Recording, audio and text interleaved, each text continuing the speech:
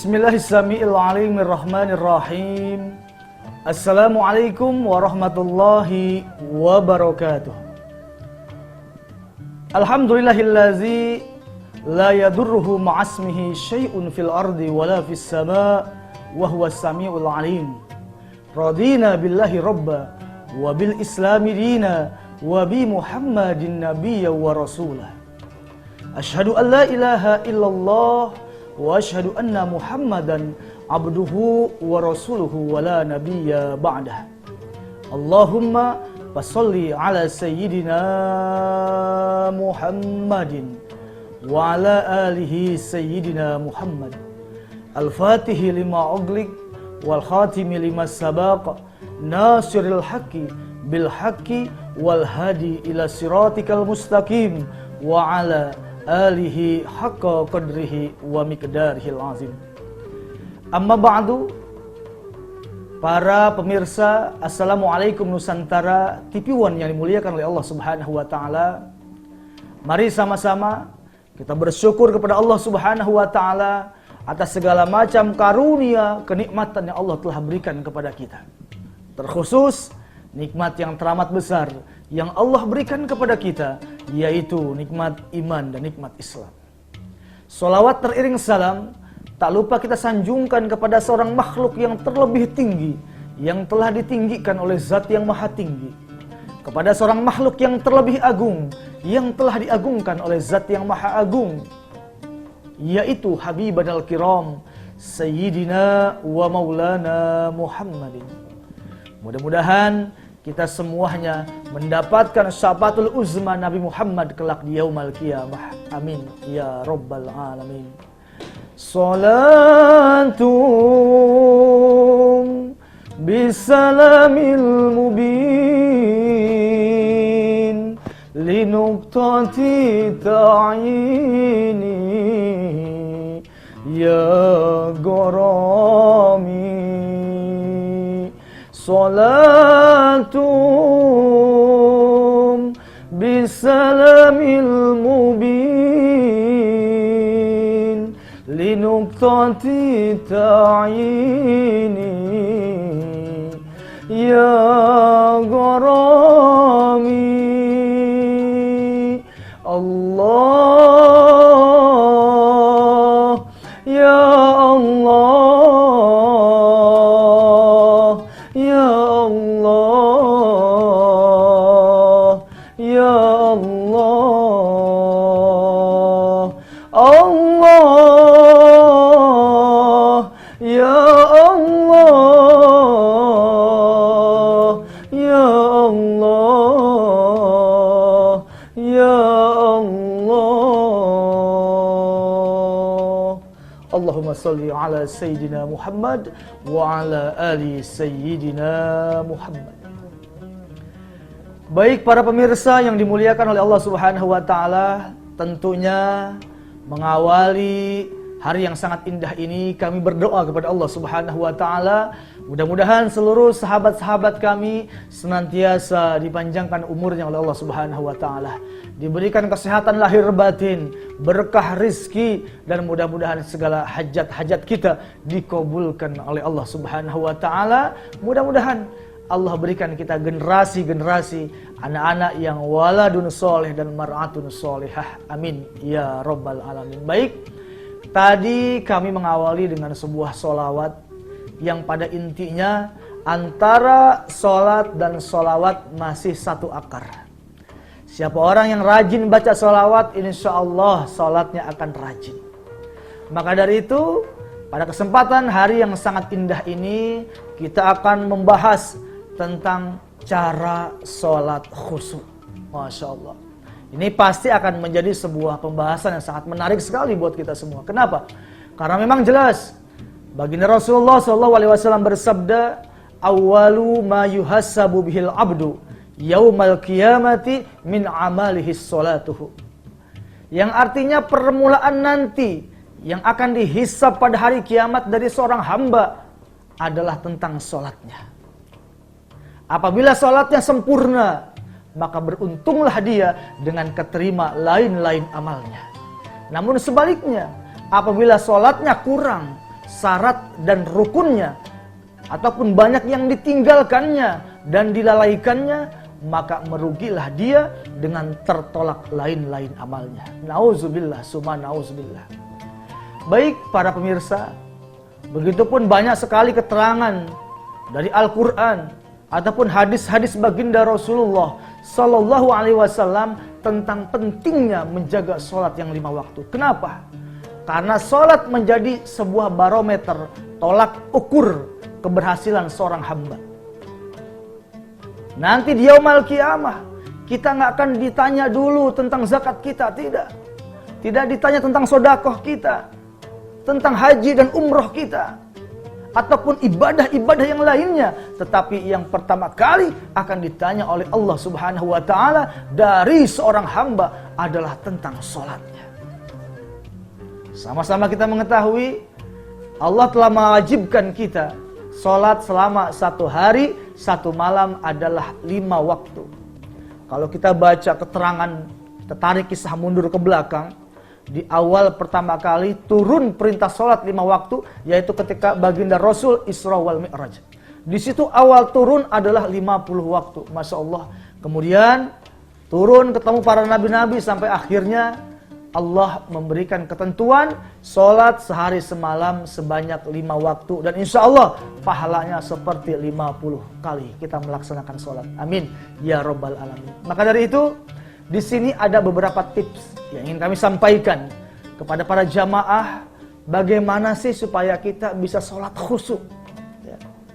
Yang pertama tentunya, untuk sampai kepada tingkat kekhusyuan sholat, hadirkan Allah ketika kita sedang melaksanakan sholat. Ini yang pertama. Ya, sebagaimana makna ihsan, anta'budallaha ka'annaka tarahu, fa ilam takun tarahu, fa innahu yaraka. Yang artinya sembahlah Allah seakan-akan engkau melihat Allah. Namun sebaliknya, apabila engkau tidak mampu melihat Allah, yakinlah Allah yang melihat kamu. Ya, ini adalah merupakan satu hal yang perlu kita garis bawahi. Kenapa? Karena apabila sholat kita menghadirkan Allah dan seakan-akan kita ini sedang diawasi oleh Allah, maka akan timbul kekhusyuan. Sebagaimana kalau kita kerja, kalau dilihat langsung oleh bos, oleh atasan, itu kerja yang tadinya malas akan berubah drastis menjadi semangat. Yang tadinya ngantuk, mata kembali melek, ya. Yang tadinya malas-malasan megang laptop, megang komputer, lalu langsung semangat. Kenapa? Langsung bos ataupun atasan kita yang mengawasi. Begitupun ibadah. Hadirkan Allah ketika sholat, kita mengangkat tangan, kita awali dengan takbiratul ihram. Allahu Akbar. Apa artinya? Allahu Akbar, Allah yang maha besar. Ketika kita sudah mengangkat tangan kita, melaksanakan takbiratul ihram, maka yakini dalam diri kita, yakini dalam hatimu bahwa semua selain Allah kecil.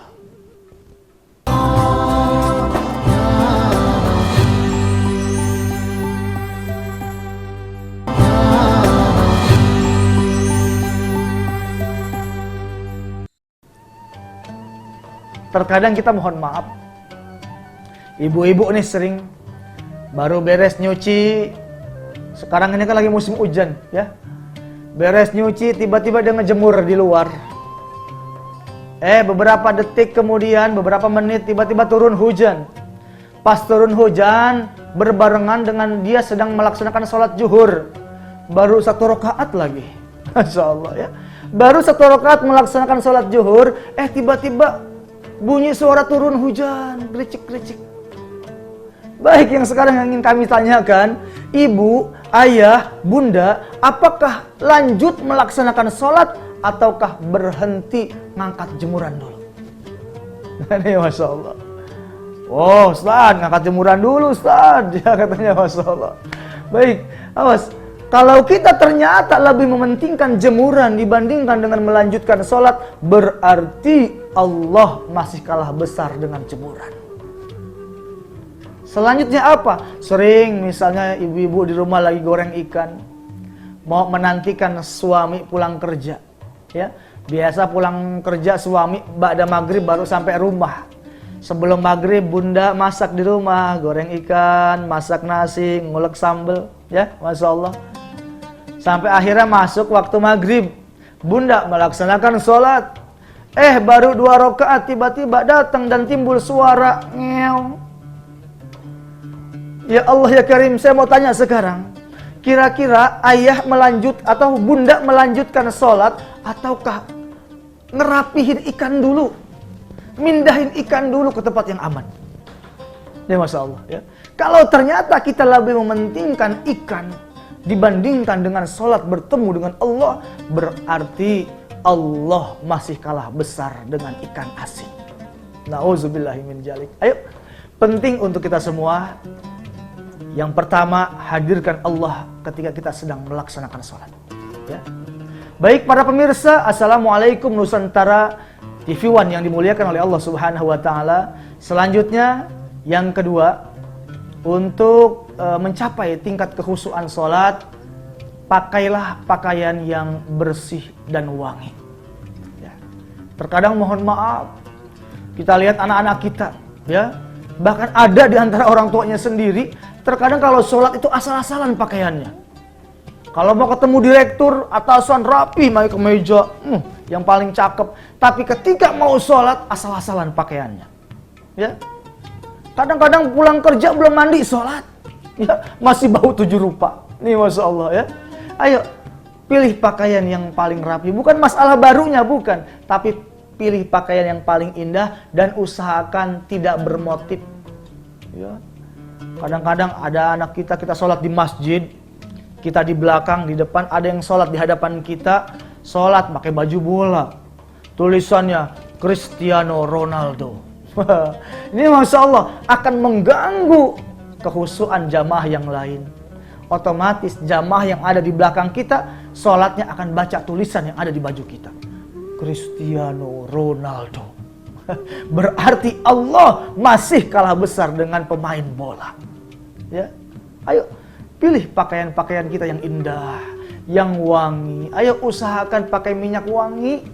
Kita terkadang kalau mau kondangan ibu-ibu heboh luar biasa.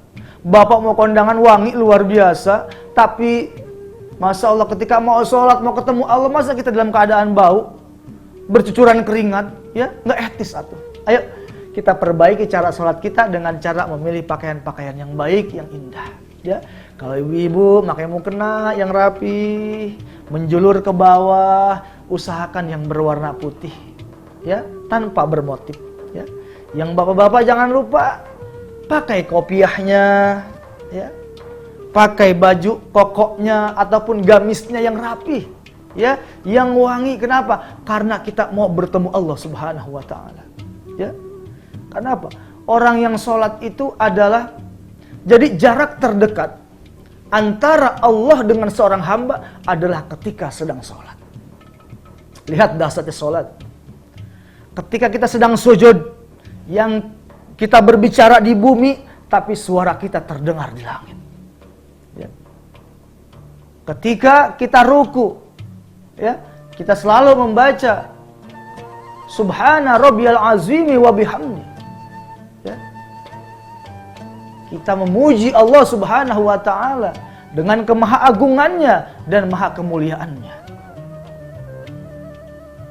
Saudara kaum muslimin wa jumratus sholihin, para pemirsa yang dimuliakan oleh Allah Subhanahu wa taala, inilah pentingnya kita memilah-milih pakaian yang mana yang sesuai dengan syariat dan pakaian-pakaian yang mana yang tidak sesuai dengan tuntunan syariat. Terkadang kita sering melihat ada sahabat-sahabat kita kalau sholat pakai kaos ketat, ya, yang laki nih, ya. Ketika dia ruku ini bagian belakangnya kelihatan. Sampai mohon maaf ini bokongnya kelihatan. Ya. Awas, berarti telah terbuka auratnya. Dan salah satu pembatalan sholat adalah ketika terbuka aurat. Jadi ayo buat para ayah nih yang suka pakai pakaian-pakaian agak ketat gitu ya, kaos-kaos, kalau ketika sholat mah ayo diganti atuh. Ya. pakai baju kokoknya, pakai yang agak panjang gitu ya, supaya apa? Ketika kita sholat, pas ruku ataupun sujud, ini bagian belakang kita nggak tertarik ke atas. Kenapa? Karena kalau bagian belakang tertarik ke atas, maka otomatis aurat kita terbuka, maka batal sholatnya. Ya. Baik para pemirsa yang dimuliakan oleh Allah Subhanahu wa taala, selanjutnya poin yang ketiga untuk khusyuk dalam melaksanakan sholat adalah berusaha paham ataupun tahu dan mengerti terhadap surah yang kita baca. Ataupun kalau kita sholat berjamaah, misalnya imam ada seorang imam baca surah Al-Fatihah. Dia mulai dengan baca Al-Fatihah. Bismillahirrahmanirrahim. Maka untuk sampai kepada kekhusyuan sholat, si makmum ini harus tahu artinya. Tapi ingat, jangan diucapkan ya, cukup disebut di dalam hati. Bismillahirrahmanirrahim. Hati kita berbicara dengan menyebut nama Allah yang Maha Pemurah lagi Maha Penyayang. Tapi ingat pemirsa, garis bawahi, jangan disebut oleh lisan, tapi ucap di dalam hati kita. Kalau diucap di lisan, batal sholatnya. Kenapa? Karena itu bukan bagian daripada kalimat-kalimat yang dibaca ketika sholat. Ya.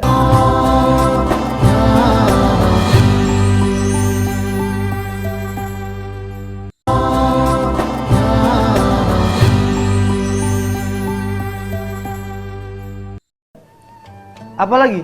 Alhamdulillahi Rabbil Alamin. Hati kita berbicara, segala puji bagi Allah Tuhan sekalian alam, Ar-Rahmanir Rahim, yang Maha Pengasih lagi Maha Penyayang. Insya Allah kalau ini kita lakukan ketika sholat, akan timbul kekhusyuan. Kenapa? Otak kita nggak akan berpikir kemana-mana. Ya. Coba, ketika imam baca kita nggak tahu arti, kemudian hanya mendengarkan. Ketika kuping mendengar, kebanyakan mata kita melayang kemana-mana. Ada bacaan ini kita baca, ada yang ini kita lihat, bahkan hati kita kadang-kadang masih teringat, ya, bernostalgia dengan perkara-perkara yang kita kerjakan sebelum kita sholat. Yang sebelum sholat lagi bisnis, pas sholat bisnis dibawa ketika sholat. Lagi sholat ingat sama bisnis, ya. Sebelum sholat, ya, bertemu sang kekasih, ketika sholat dibawa sang kekasih dalam sholatnya, ya. Awas, ini akan mengganggu konsentrasi kita ketika sedang melaksanakan sholat. Ingat para sahabat, as-sholatu imaduddin, faman aqamaha faqad aqamaddin, waman tarakaha faqad hadamaddin. Sholat itu adalah tiang agama. Siapa orang yang mendirikan sholat, berarti dia telah mendirikan agama. Dan siapa orang yang meninggalkan sholat, berarti dia telah meruntuhkan ataupun merobohkan agama. Ya. Bahkan Nabi memberikan satu peringatan yang sangat keras. Man taraka sholata muta'ammidan faqad kafara jihara. Siapa orang yang meninggalkan sholat dengan sengaja, maka kafirlah dia dengan nyata. Masya Allah. Jadi kalau kita lihat orang kafir, ya, bukan orang-orang hanya orang-orang non muslim, bukan. Kita pun yang orang Islam, kalau meninggalkan sholat, berarti kita telah berubah menjadi orang-orang kafir. Nauzubillahi min dzalik. Ya. Baik para pemirsa yang dimuliakan oleh Allah Subhanahu wa taala. Inilah pentingnya kita memahami dan tahu tentang ilmu-ilmu yang berkaitan tentang ibadah. Kenapa? Karena siapa orang yang beramal, siapa orang yang beribadah tanpa tahu ilmunya, tanpa didasari dengan ilmu, maka amalnya tertolak, tidak diterima. Jangan sampai kita asik sholat, ternyata kita dikatakan celaka. Kenapa? Allah sudah jelas-jelas memberikan sebuah peringatan, fawailul lil musallin. Maka celakalah buat orang-orang yang sholat. Coba kita renungkan. Di sini Allah memberikan sebuah pelajaran kepada kita semua. Orang yang sholat saja masih dikatakan celaka. Bagaimana yang tidak sholat? Ya. Bagaimana sih orang yang sholat bisa dikatakan celaka? Pertama, mereka melaksanakan sholat tapi ria. Ya, ria. Karena ingin dipuji oleh manusia. Sholat lagi di rumah mertua. Sholat rajin banget baca surahnya yang panjang-panjang. Tetapi kalau sendirian berbeda. Sholat ngetrek. Masya Allah, sholatnya ngetrek. Ya. Ini bagian daripada melalaikan sholat. Jadi kata Allah, fawailul lil musholin, maka celakalah buat orang-orang yang sholat. Orang yang sholat dikatakan celaka, yaitu orang-orang yang lalai. Dan salah satu orang yang melalaikan sholat adalah orang yang suka menunda-nunda waktu sholat. Kenapa? Inna sholata, sesungguhnya sholat itu adalah merupakan satu kewajiban yang telah ditentukan waktunya. Kitabam mauquta. Ya. Waktunya telah ditentukan oleh Allah. Asar misalnya jam 3 lewat berapa? Misalnya sekarang jam 3 lewat 20 atau 19 menit. Berarti jam 3 ataupun waktu asar kurang 15 menit, kita sudah harus siap-siap. Jadi menunggu waktu sholat sebagaimana kita menunggu kereta. Misalnya kita mau naik kereta jam 6. Ya, nggak mungkin kita datang jam setengah 7, akan tertinggal kereta. Ya. Paling tidak jam 5 atau setengah 6 kita sudah berada di stasiun kereta. Maka kita nanti akan dapat kereta yang jam 6. Begitupun sholat. Sholat asar jam 3 lewat, jam 3 pas kita sudah berada di masjid. Subuh jam 4 lewat sampai setengah 5. Berarti jam 4 kita sudah berangkat bersiap-siap untuk melaksanakan sholat subuh. Ya, kenapa? Orang yang suka menunda-nunda waktu sholat dikatakan celaka oleh Allah Subhanahu wa Ta'ala. Nauzubillahi min dzalik. Mudah-mudahan kita semua termasuk orang-orang yang beruntung dan bisa melaksanakan sholat tepat pada waktunya. Baik para pemirsa, jamaah yang dimuliakan oleh Allah Subhanahu wa Ta'ala, maka dari itu sebagai sebuah kesimpulan dari beberapa perkara yang telah kami paparkan, maka penting untuk kita semua, ayo sama-sama kita perbaiki kualitas ibadah sholat kita kepada Allah Subhanahu wa Ta'ala dengan cara hadirkan Allah ketika sholat, paham tentang surah yang kita baca, dan kemudian ayo pakailah pakaian yang indah, yang wangi ketika melaksanakan sholat. Insya Allah sholat kita benar-benar menjadi sholat yang dikatakan khusyuk dan mendapatkan kedudukan yang mulia tinggi di hadapan Allah Subhanahu wa Ta'ala. Dan juga kita bermohon kepada Allah Subhanahu wa Ta'ala, mudah-mudahan bil wasilah kesempurnaan sholat yang telah kita lakukan sampai akhirnya Allah terima seluruh rangkaian ibadah-ibadah kita yang lain. Zakat kita diterima, sodakoh kita diterima, umroh dan haji kita pun diterima oleh Allah Subhanahu wa Ta'ala. Amin ya Rabbal Alamin. Mudah-mudahan Allah Subhanahu wa Ta'ala memberikan kita kekuatan untuk senantiasa istiqomah melaksanakan sholat yang 5 waktu, ya.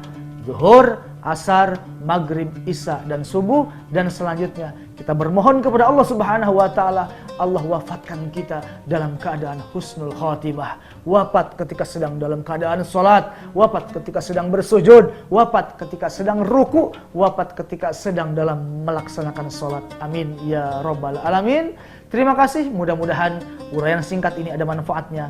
Yang benar dari Allah dan yang salah semata-mata kekhilafan diri Al-Fakir sendiri.